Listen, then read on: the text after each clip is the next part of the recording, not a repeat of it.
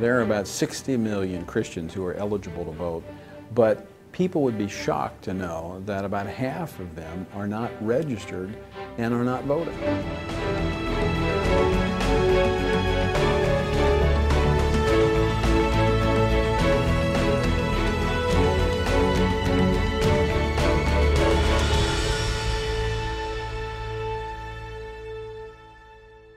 My next guest is Legal Director of the Liberty Center for Law and Policy, Mandi Campbell.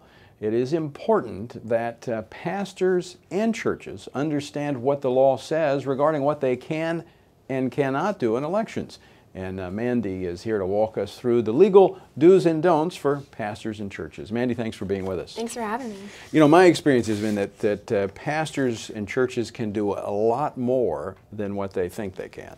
That's so true. They've been threatened by organizations like Americans United for Separation of Church and State that they might lose their tax-exempt status if they engage in talk about issues or if they have candidates come to their churches and speak and things like that, and it's just not true. In fact, a church has never permanently lost its tax exemption for speaking out on, certainly on issues. I can only recall of one case where a church lost its exemption for one day for actually getting involved in a campaign. That's exactly right. Only one church in the history of the country has ever lost its tax-exempt letter, and that's to be distinguished from the tax-exempt status. Yep, good point. Now, tell pastors and churches, because you know we're talking about 6 million evangelicals who are unregistered. I mean, if you're going to find them in one concentrated spot, it's going to be in the church. Right. What can churches do as it pertains to voter registration and voter education?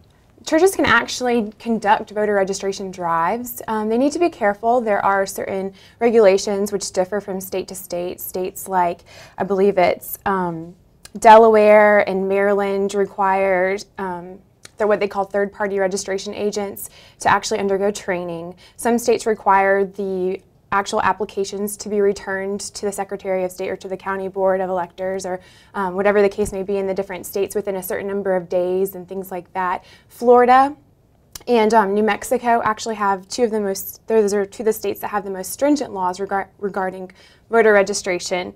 However, even those have been challenged in the courts, and Florida is actually currently facing a constitutional law challenge to their voter registration laws. But in terms of the church's ability to do that, that's one area that's not even in question when it comes to the IRS. Certainly.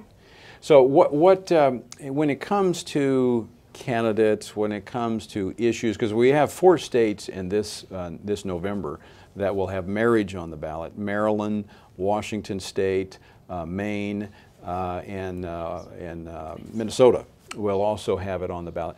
What can churches do as it pertains to issues such as that? Churches can most certainly discuss issues. So many of our laws are based in biblical principles, and it's so important for churches to discuss those biblical principles and to encourage their parishioners, their congregations, to vote in accordance with those biblical principles. The Bible's very clear on marriage being between the union of one man and one woman, and it's important for churches, for pastors to stand up and say just that.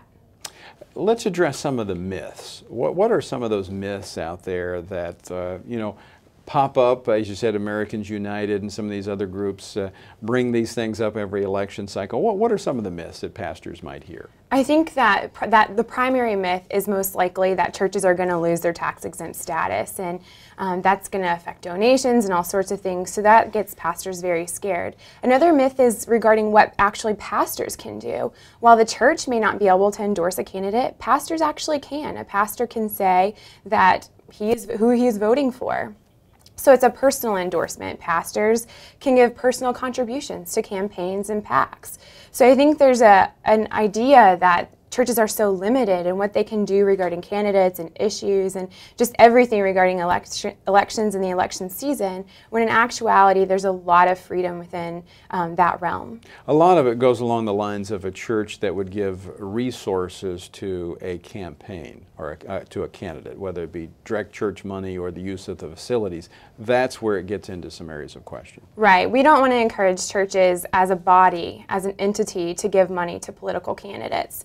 However, like I mentioned before, candidates can come and speak at churches, they can preach at churches, as long as they're not using the pulpit to advocate for themselves and voting, encouraging congregations to vote for them. They can preach and they can become more well known in the community through that venue. And where can pastors go to find out more about what they can and can't do? We have on our website, on Liberty Council's website, it's www.lc.org. At the bottom of that page, we have a link to what pastors and churches can and cannot do. And there are a number of documents that are listed on the website.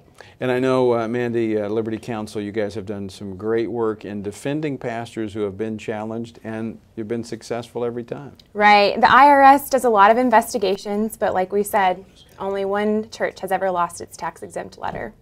Well, Mandi, thanks so much. Thanks for being with us, and thanks for all the great work you guys do. Thank you. There are about 60 million Christians who are eligible to vote, but people would be shocked to know that about half of them are not registered and are not voting.